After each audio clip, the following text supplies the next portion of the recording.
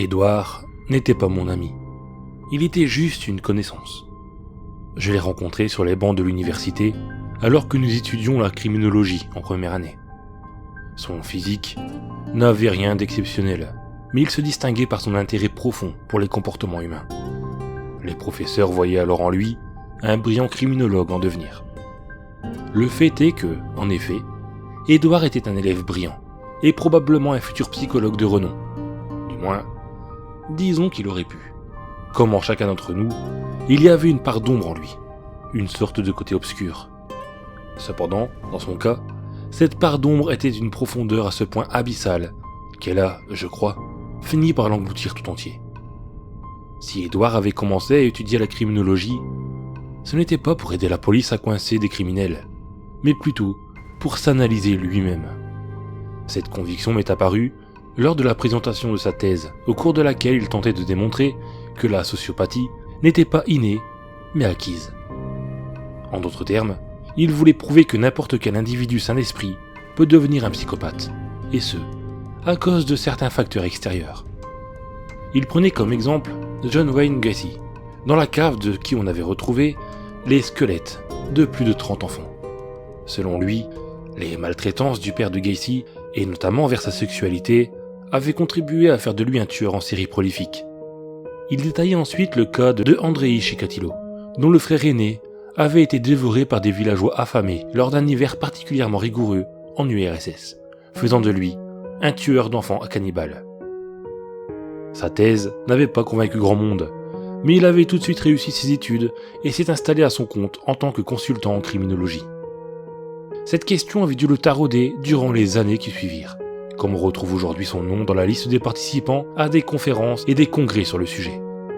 Son nom apparaît également, et à de nombreuses reprises, dans des listes de patients de différents psychiatres. Ces derniers rapportent qu'Édouard venait les voir car il avait l'impression d'être un psychopathe en devenir. Il apparaît assez évident aujourd'hui que Édouard n'avait rien d'un sociopathe. Les psychiatres sont unanimement formels à ce sujet. Rien dans sa personnalité n'indiquait qu'il puisse être un potentiel tueur en série incapable d'empathie. N'importe qui aurait été soulagé d'apprendre qu'il n'était pas un psychopathe, mais pas lui. Selon les psychiatres, il avait même l'air déçu de ne pas correspondre à cette définition.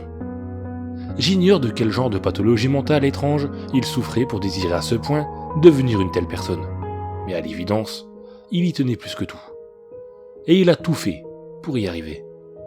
Ses notes personnelles, récupérées dans des carnets ou dans des fichiers sur son ordinateur, évoquent un ensemble de traumatismes extrêmes pour la psyché qui conduirait n'importe quel individu à devenir un psychopathe. Cela comprenait des douleurs physiques extrêmes, des insomnies effroyablement longues et des séances de destruction de confiance en soi, qu'il semblait s'infliger en rencontrant des religieux extrémistes dans les asiles.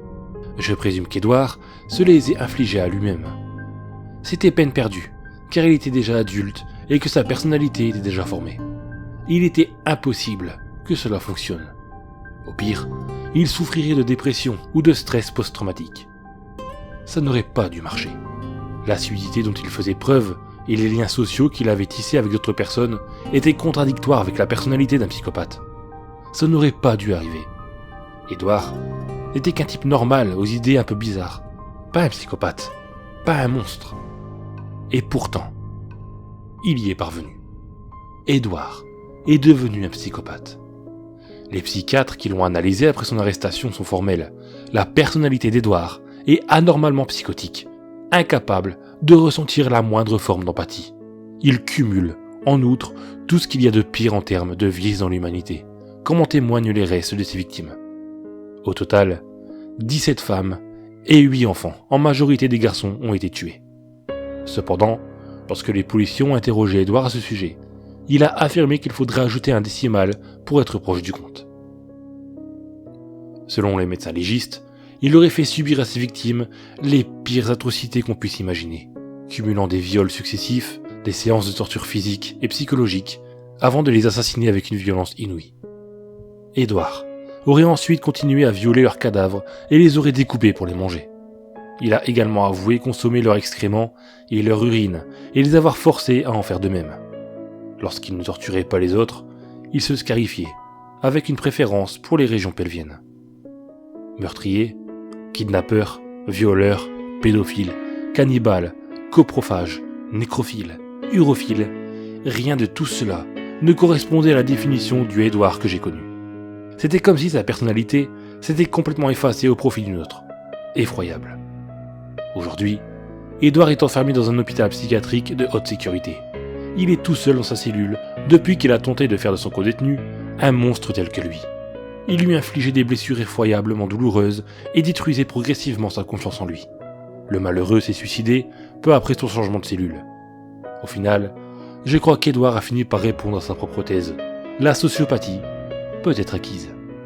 Sa démonstration, lui-même. Edward a cherché à devenir un psychopathe, et il y est brillamment parvenu.